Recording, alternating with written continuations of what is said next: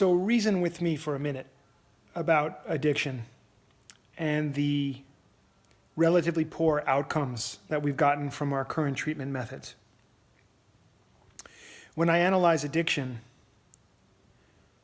I notice that it operates on a human being in 4 dimensions: mind, body, spiritually, and at the dimension of time. And I'll just unpack each of those very quickly. At the level of mind, anybody who's been stuck in addiction understands the way that the mind can work upon them. The obsessiveness, the compulsiveness. One feels overcome by negative thinking. One feels overcome with self-doubt, overcome in resentment. These thoughts that just don't seem to stop. And when one is stuck in craving for a particular drug, an addictive drug, or an addictive behavior of some kind, well, it's just all the worse. It's like your mind is on steroids and it's attacking you, almost like an autoimmune disease of the mind. At the level of body, addiction works on us in the brain, the nervous system.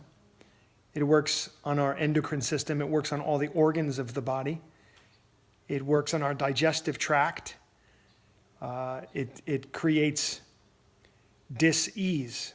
And I think that's where the dis-ease of addiction, we feel it in the physical body.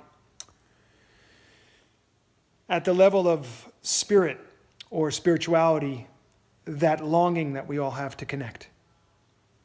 The longing for love, the longing for creativity, spontaneity, joy,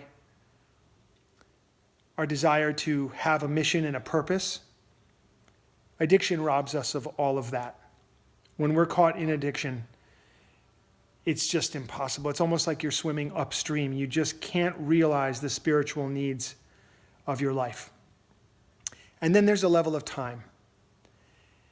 Addiction keeps us stuck in the past, worried about the future. So we feel a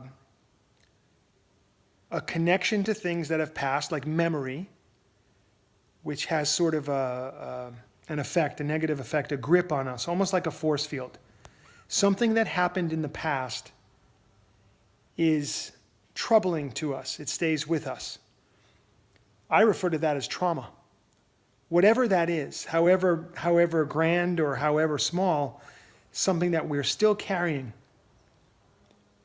in the tissues of the body in the form of emotional energy, in our memory, in the mental body, we're still stuck in the past in some way.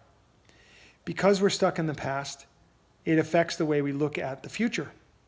And we look at the future with some uncertainty, anxiety, fear. The mind mostly, for people in this condition, the mind mostly wants to recreate a pleasure or avoid a pain. So based on our memory, we're trying to recreate pleasure or avoid pain. Now, in this viewpoint of being stuck in the past and worried about the future, there's something missing. And that something is, of course, the present moment. So addiction seems to have the characteristic of robbing us of the present moment by keeping us focused, if you will, addictively focused, if you will, on the past and on the future. And I've worked with a lot of young men and people in general. But one young man that I was working with who'd been on opiates for about 18 years, he said to me, I feel like I've wasted most of my life, like I'm behind. I feel like I'm behind. But I also can't wait for the future to get here. And I thought that was a brilliant explanation of the conundrum of addiction and the way it works upon us at the dimension of time. So if addiction attacks us, if addiction works on us in all of these ways, holistic is the attack of addiction upon a human being. Mind, body, spirit, and at the dimension of time. Our response to addiction has to also be holistic. We need philosophies and practices principles and approaches to life that help us to heal at the level of mind, at the level of body, spiritually, and at the level of time. I know of nothing that's more effective to do that work than the path of yoga and meditation. Yoga works on all four of those levels. Meditation works on all four of those levels. And I have also found that it's helpful to people who are in recovery to have some path, be that the 12 steps or another recovery path that a person can embrace, which involves a community of people that are trying to do the same thing. So, if we want better outcomes, then we're going to have to look at addiction as the holistic dis-ease that it is.